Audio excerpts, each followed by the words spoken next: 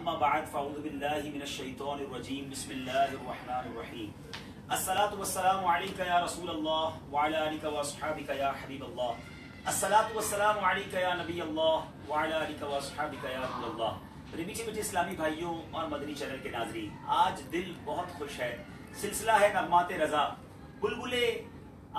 बुलबुले रोज़ा रसूल आला हजरत का कलाम सुनना है, मगर वो सुनना है उस शहर में कि जिस शहर की याद में आला हजरत हमें आज भी तड़पाते हैं। जी हाँ, वो आशिक रसूल जिनका कलम आज भी उस शाकान रसूल को इश्क रसूल में तड़पाता है, उसी आशिकों की बस्ती मदीना मुनव्वरा में अल्हम्दुलिल्लाह आज हम मौजूद हैं। और आज आला हजरत का वो शाहकार कलाम इंशाअल्लाह हम रिकॉर्ड करने जा रहे हैं आपके लिए। आप भी देखेंगे तो अल्लाह ने चाहा बहुत खुश होंगे। हमें भी अपनी दुआओं में याद रखिएगा, हमारे मदनी चैनल के मदनी अमले को भी दुआओं में याद रखिएगा, क्योंकि कलाम ही इतना आलीशान है।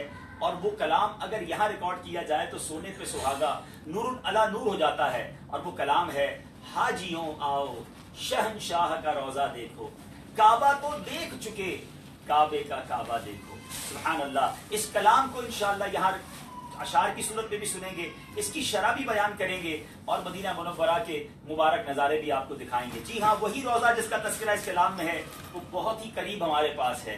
आओ शहंशाह का रोजा देखो, काबा तो देख चुके काबे का काबा देखो। सल्लु अलल हबीब सल्लल्लाहु तआला अला मुहम्मद सल्लल्लाहु अलैहि वसल्लम। अच्छा, गेट बंद कर देना क्योंकि उसमें शोर आए। जी मदनी चैनल के नाज़रीन, पहला शेर, हाजियों आओ शहंशाह का रोजा देखो, काबा तो देख चुके काबे का काबा देखो। शहंशाह इसका किसको कहते हैं? ये बादशाहों का बादशाह शहंशाह उसे कहा जाता है। और यहाँ नबी पाक अलैहिस्सलाम की जाते वाला तबार मुराद है। अब आला हज़रत क्या खूबसूरत बात कह रहे हैं, ए हुज्जाजे किराम, खुश नसीब हो कि तुम्हें हज की सआदत नसीब हो गई। तुमने बैतुल्लाह शरीफ के अनवार और तजल्लियात को अपने दामन में समेटा। अब मेरी बात सुनो, अब मेरी बात सुनो, चलो सूए तैबा चलो, उस शहंशाह हर दो आलम की बारगाह में जिसने काबे को सनम खाने से बैतुल्लाह और किबला बना दिया। अगर ये काबा है तो मदीना काबे का भी काबा है। क्यों कि मदीने के जो ताजदार हैं हमारे आका अलैहिस्सलाम, वो तो काबे का भी किबला हैं। अगर काबे के हज करने का हुक्म है और उससे गुनाहों की बख्शिश होती है और हाजी ऐसे हो जाता है जैसे माँ के पेट से अभी पैदा हुआ हो, अल्लाह गनी, तो जियारत रोज़ा रसूल का हुक्म भी कितना निराला है। कुरान में रब क्या इरशाद फरमाता है, आइए सुनते हैं। अब यहाँ वलौ अन्नहुम इज़ ज़लमू अनफुसहुम जाऊका वाली आयत और उसका तर्जमा। और इसी तरह मेरे बीच इस्लामी भाइयों, एक हदीस पाक में मेरे आका फरमाते हैं, मन ज़ारा क़ब्री वजबत लहू शफ़ाअती, जिसने मेरे रोजे की जियारत की उस पर मेरी शफाअत वाजिब हो गई। एक और जगह नबी पाक फरमाते हैं कि जिसने हज किया और मेरी जियारत को ना आया, मेरी जियारत को ना गया, जिसने हज किया और मेरी जियारत को ना आया, उसने गोया मुझ पर जफा की। तो ऐ मेरे पीछे इस्लामी भाइयों, किस कदर अहमियत है हाजरी मदीना की, हाजरी रोज़ा रसूल की। मेरे पीछे प्यारे इस्लामी भाइयों, अब नबी पाक अलैहिस्सलाम चूंकि रहमतुल लिल आलमीन हैं, आप नज़ीरुल आलमीन हैं। और आलमीन किसे कहते हैं? आलमीन अल्लाह के सिवा जो कुछ है वो आलमीन में आता है। तो गोया मेरे आका तमाम आलमीन के लिए रहमत हैं। अब जरा गौर से सुनिएगा, जो काबे का काबा सुनकर कंफ्यूजन क्रिएट की जाती है, बाज़ औक़ात वसवसों का लोग शिकार हो जाते हैं, उसका जवाब भी किस शानदार अंदाज में उलमा ने दिया कि याद रखिए काबे का मतलब क्या है। काबे का, किबले का मतलब है मरकज, तवज्जो।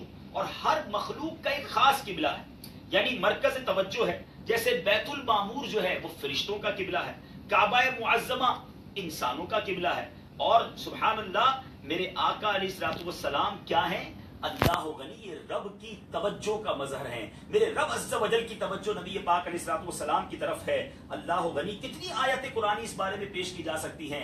एक शाहकार आयत जो हमारे अकीदे को, हमारे ईमान को मजीद मजबूत करती है। कुरान पाक में जो मस्जिद किबलतैन में वाक़या हुआ था, जो किबला की तहवीर का हुक्म हुआ था, अल्लाह ने कुरान में क्या इरशाद फरमाया, आइए तिलावत सुने और उसका तर्जमा सुने। अब यहाँ जो है कद नरा तकल्लुबा वजहिका फिस्समा वाली आयत लगाई जाए। ऐ मेरे पीछे इस्लामी भाइयों, आपने देखा रब अज़्ज़ वजल क्या फरमा रहा है کہ اے محبوب ہم دیکھ رہے ہیں، اللہ غنی، گویا رب کی نگاہ توجہ جو ہے، رب کی نگاہ رحمت جو ہے وہ محبوب کی طرف ہے، تو گویا ہمارے آقا علیہ الصلوۃ والسلام جو ہیں وہ رب عز و جل کی نگاہ، رب عز و جل کی نگاہ رحمت کا ایک مرکز ہیں۔ اسی طرح میرے نیچے اسلامی بھائیوں، اب ذرا آئیے کعبہ معظمہ کو روضہ رسول سے کمپیئر کرنا کیا غلط ہوگا، یا روضہ رسول کو کعبہ معظمہ کا بھی قبلہ کہنا یہ کعبے کی کہیں توہین تو نہیں؟ ایسا بالکل نہیں ہے، کیونکہ کئی حدیثوں میں بہت ساری باتیں کلیئر ہو جائیں گی۔ نبی پاک علیہ الصلوۃ والسلام فرماتے ہیں، ترمذی شریف کی حدیث ہے، کعبہ معظمہ کو دیکھ کر حضرت عبداللہ ابن عمر رضی اللہ تعالی عنہما نے کعبے کو دیکھ کر کیا فرمایا تھا؟ اے کعبہ تیری عظمت و شان ہے، لیکن ایک مومن کی عزت و عظمت اللہ کے نزدیک تجھ سے کہیں زیادہ ہے، یعنی ایک مومن کی عزت و عظمت کعبے سے بھی زیادہ ہے۔ میرے آقا علیہ الصلوۃ والسلام جنہوں نے کعبے کو کعبہ بنایا، ان کی عظمت و شان کا کیا عالم ہوگا؟ مزید سنتے جائیے، ایمان تازہ کرتے جائیے۔ نبی پاک علیہ الصلوۃ والسلام نے ایک بار طواف کعبہ کرتے ہوئے کعبے کو مخاطب کرتے ہوئے فرمایا، اے کعبہ تو بھی پاکیزہ، تیری ہوا بھی پاکیزہ، اس ذات کی قسم جس کے ہاتھ میں محمد صلی اللہ تعالی علیہ وسلم کی جان ہے، اللہ تعالیٰ کے نزدیک مومن کی عزت تجھ سے کہیں زیادہ ہے۔ اللہ اکبر۔ تو مومن کی عزت کا عالم یہ ہے، تو میرے آقا علیہ الصلوۃ والسلام کی عزت کا عالم کیا ہوگا؟